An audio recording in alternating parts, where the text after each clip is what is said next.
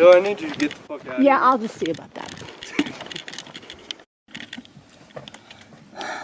You know, I was going to say, hey, the clouds are coming, and that's the lady who lives here whose son just came up, and we just got into it. You know, fuck that. I am so fucking tired of all this stuff.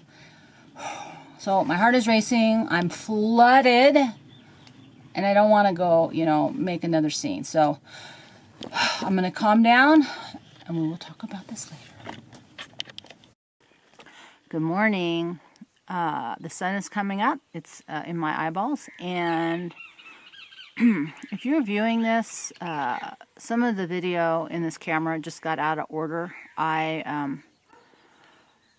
There's been a series of events that have gone on, and yesterday late, the son of the person, the lady whose property I'm on, him and his crew came up, and we got into it.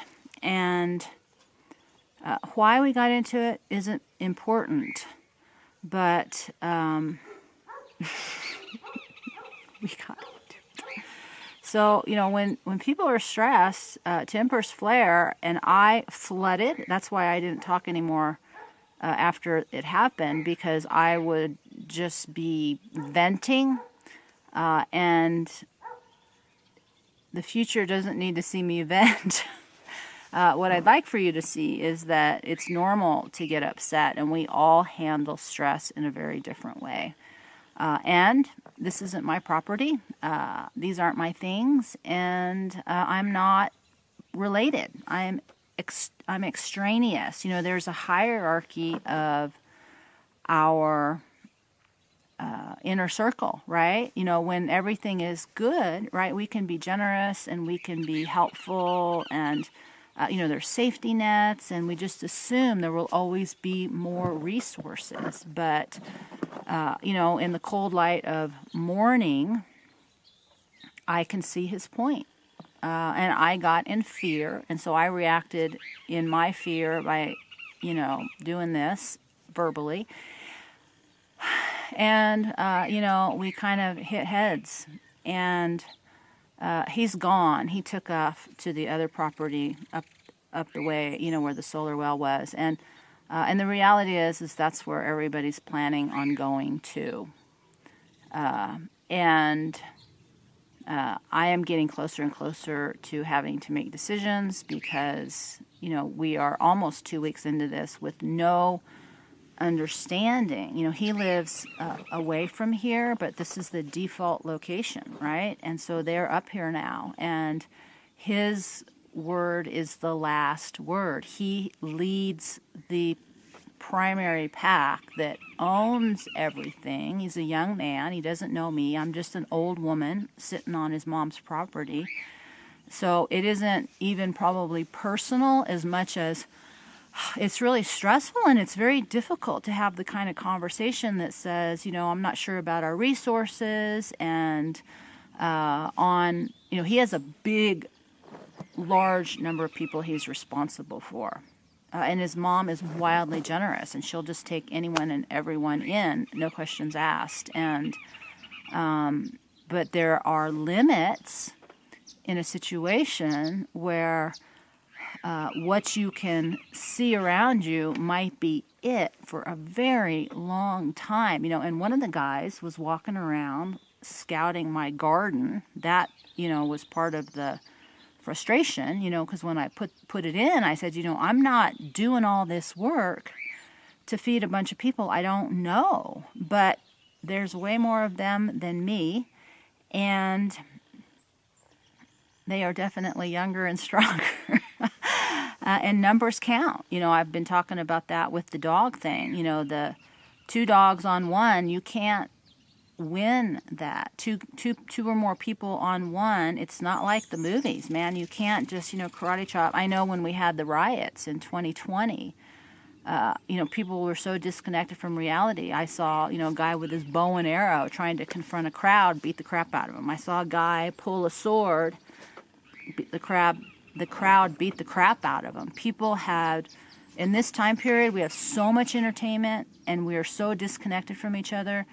We don't know how to talk, and we don't know what's real because, story needs conflict. So when you're watching TV shows and you're watching movies, or even, when people were making these YouTube videos, you have to have a story. You have to have conflict in your story. The problem is we have almost zero conflict resolution skills, and we certainly don't see that witnessed or demonstrated in our political system and in our institutions. What we saw at this period of time was a constant inflaming of the divides between each other. And, in a really good movie or a really good book, the conflict resolves. It may have the ending we want or what we don't want, but I used to laugh because my background was in film, is that men would write women the way they wanted them to be and how that conflict resolved. And women would write men the way they wanted them to be. But in the real world, those conversations, the sun's getting bright, those conversations didn't happen. They didn't, there was no moment for most of us where we had the time and the space to come together and find a way through the conflict. We would just get up and go, or we would shut people off because I think, I didn't feel this way, but I think a lot of people felt like they had relationships because there was a connection that was virtual, because so few of us could go out the last few years of when I'm recording this.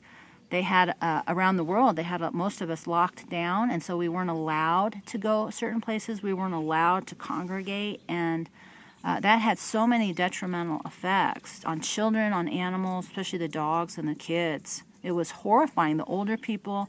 But in that time, people spent most of it watching entertainment. And in that entertainment, I think, came a very false sense of reality, and what I'm seeing kind of play out in this. I have to move a little bit. Can I move a little bit over here? What I saw play out was people reacting more like a character, maybe, is that the correct way, or a false sense of comfort, that everything's going to be okay, that the lights are going to come back on. There's all kinds of different defaults, into religion, and people get more religious, and into the government, or if the UN shows up. We still don't have any consistent story. There's all kinds of speculation, and of course everybody thinks they're right because their source is the preeminent source, and they know, they're in the know. There's a lot of ego about being in the know right now.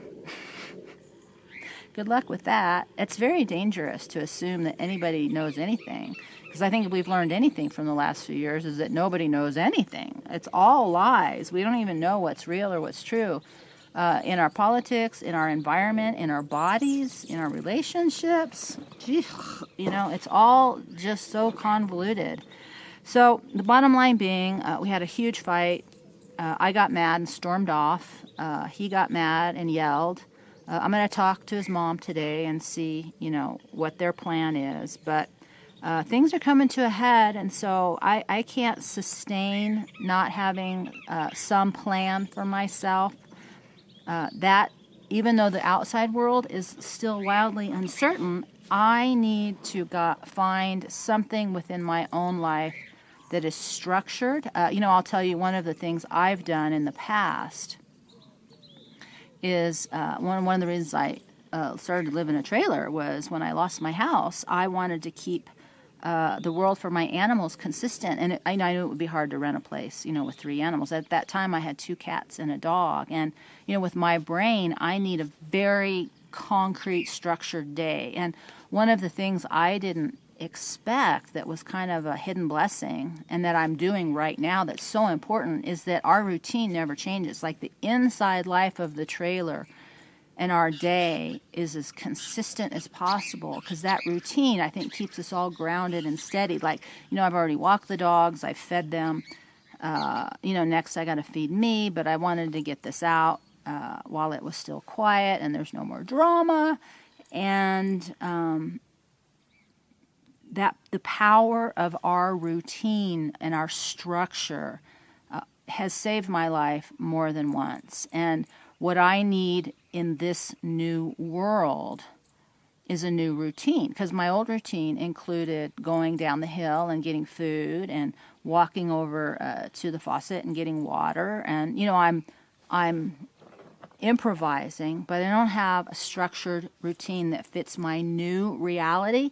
And so while I can't be certain of what's going on in the big picture outside, things I don't have control over, people, for instance, people's decisions, people's feelings, people's emotions. We're on the downside towards winter. It's time to make some decisions, not because they're right or wrong or because I won't have to change them, but because it allows me to move forward. When I have a structure and a plan, the military have that OODA loop: observe, orient, decide, act. And I always added another A as adapt, and you just continue looping. But, I can stay flexible within some parameters. But what I found for me and the animals is there's certain things, if we get off, like if our sleeping schedule gets off or if our food schedule gets off, it gets very bad for all of us. And I don't need that on top of everything else. But I desperately need to create my own routine, because I don't know what's happening, and the uncertainty of it all is wearing me out. And the things I'm certain of, I need food, I need water, I need sleep, and I need a routine. So things are coming to a head. It's really scary to make these big decisions because they could be the wrong ones and catastrophic. At the end of the day, I just want everybody to be okay. And how do you can't plan for that. So, all right. So I will check in when there's something to check in about.